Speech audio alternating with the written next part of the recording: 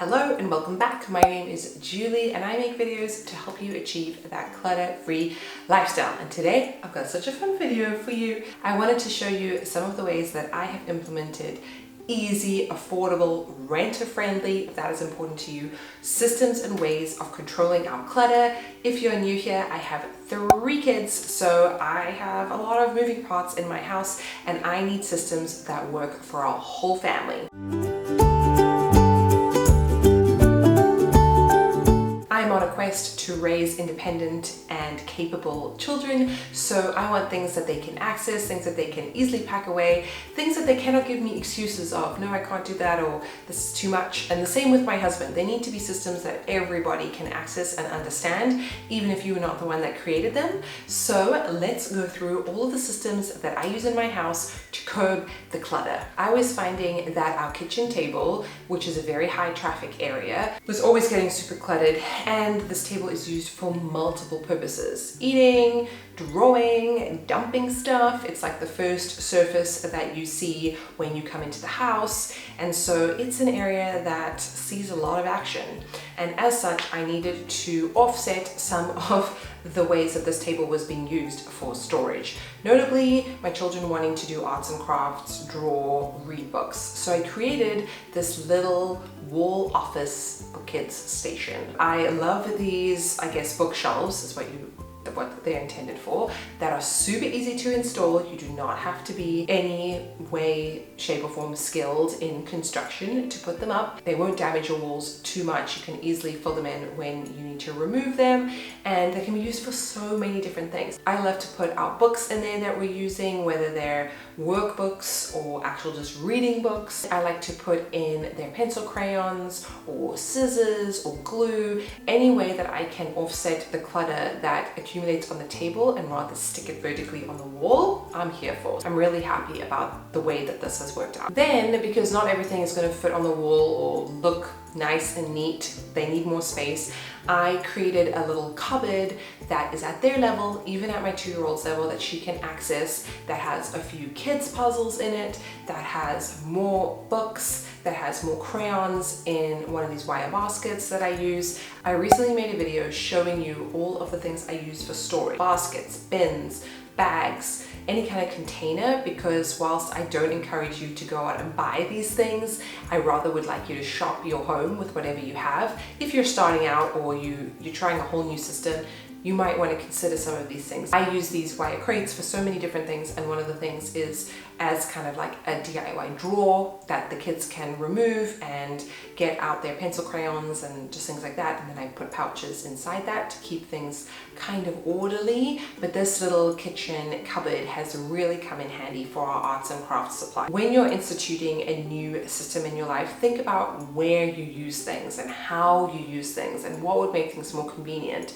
Putting arts and crafts workbooks far away and high up from children when they are the intended user and they're also the person that you want to put things back and clean up after they're done makes no sense. So even though this was obvious, it took me a little while to donate one of my kitchen cupboards to them. I was just using it for random appliances before, but this works so much better. Those little wall shelves, not done with those yet. I actually put our Peloton or exercise shoes on the wall, out of the way, so that they're just like looking so much neater and they fit perfectly in there. And then I also use the wall shelves in my kids' bedrooms for actual books or like little trinkets, just because especially as they share a room, it's nice for them to have their own little zones, and these little wall shelves are inexpensive and they serve a purpose and they're so cute. So I will have the ones I like the best linked down below for you. If you watched that storage video, I also spoke about the wine crates that I used. So this really came about when we lived in a tiny apartment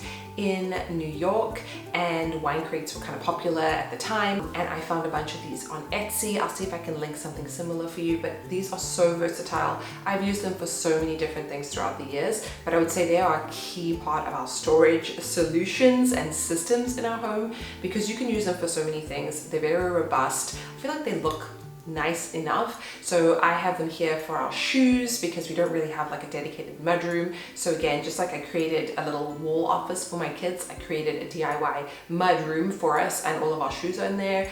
Are they perfectly organized in there? No, but at least they're all corralled in one spot, and it's not hard to either find the shoes or just take a few upstairs and replace them with the shoes that we're needing, and the kids can find their shoes. And I've even trained my 2-year-old, when she comes in, she removes her shoes and she puts them in the crate. So if a 2-year-old can do it, anyone can. Right above the crate, I just put up these hooks. We have one for our keys at our level, so our car keys and house keys, whatever, and then one for kids' hats, backpacks, or jackets. It creates a little station for the kids to be able to access these things easily for them, and then when things get a little out of control, I can quickly go and just move stuff around and put things back. I also have hooks, command hooks, that I love underneath our kitchen counter. This was kind of like wasted space. We don't have chairs under there, so we might as well use it for something. And again, no mudroom or storage closet like in this area, but our kitchen is our highest traffic area, and I just wanted to